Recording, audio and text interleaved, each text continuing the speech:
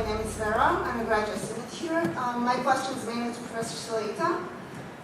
You talked a lot about oppression of minorities, so for example, African Americans, LGBT community, Indian Americans.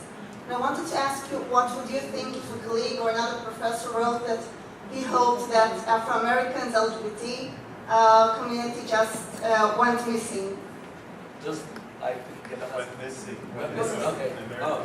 I'm not sorry. I'll try to answer the question that was directed towards me about what if African Americans went missing, or what if LGBT folks, excuse me, went missing.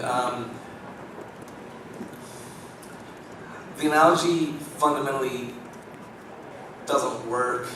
It doesn't work on numerous levels.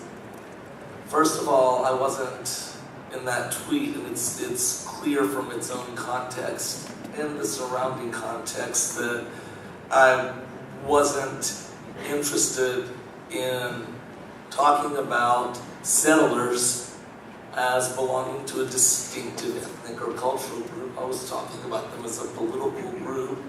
I haven't said anything.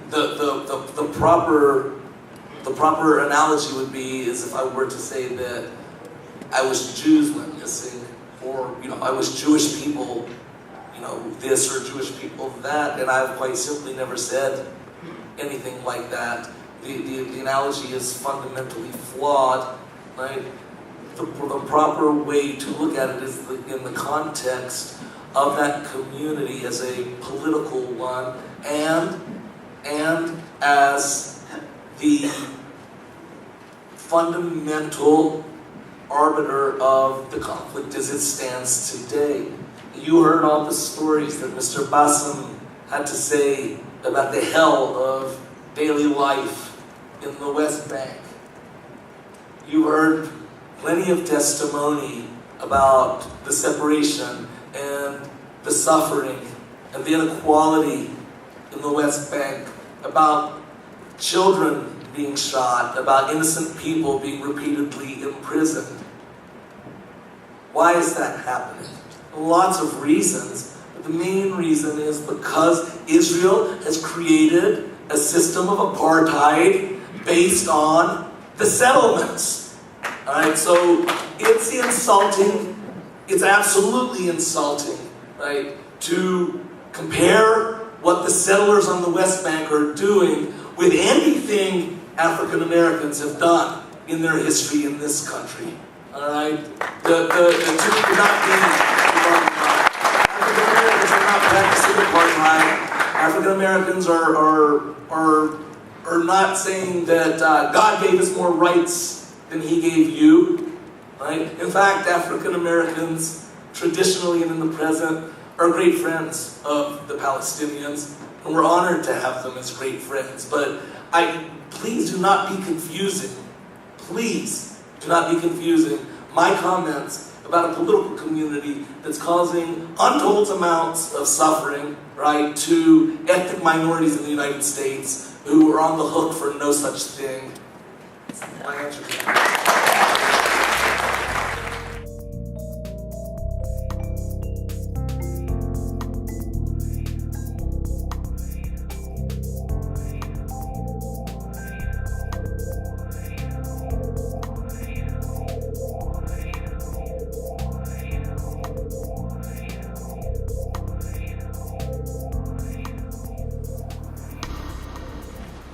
Sure, so hi, my name is Jake. My question kind of touches on the same thing, and this is specifically to Mr. Abunima. I hope I pronounced your name right.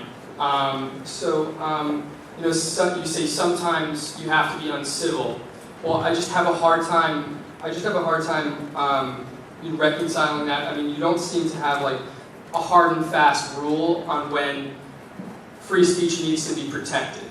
So, for example, in the case of Stephen over here, it's important that his free speech is protected, absolutely. But you were saying how when Ehud Olmert came to speak at the university, that you participated in an interruption, and it just seems contradictory to me. It feels like I'm here because I want to hear you speak. I don't want anyone to interrupt you. And if I went to hear Ehud Olmert speak, I wouldn't want anyone to interrupt him because I want to hear what he has to say. So it seems to me here we're having a hard time defining what civility is. Thank you. That's a minute. So I guess, how would you reconcile that? And no, thank you.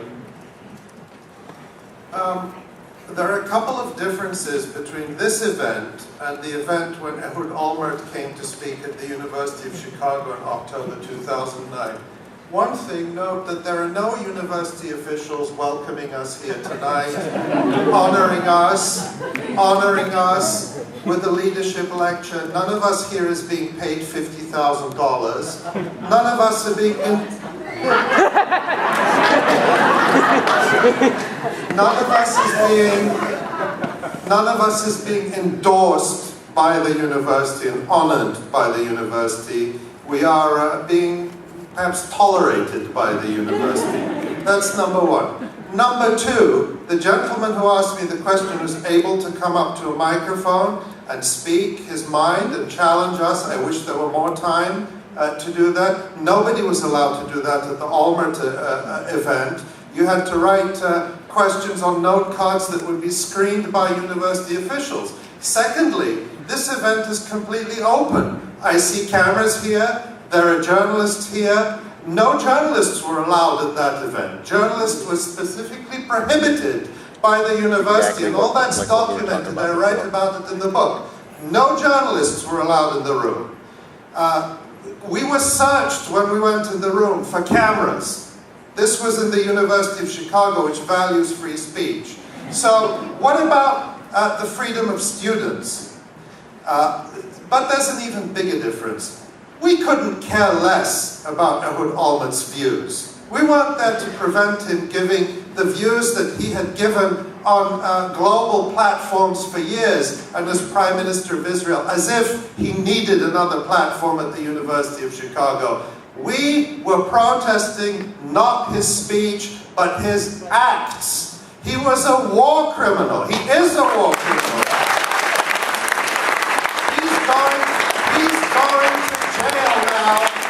He's going to jail now for corruption. He's going to prison for corruption. But I wish he were going to prison for the thousands of Palestinian and Lebanese civilians that he would kill. And the idea that we're supposed to sit there politely and listen to a mass killer being honored by the university is absurd. It's using the idea of free speech to cover up complicity with horrifying crimes. And we said no to it. And we were right to say no.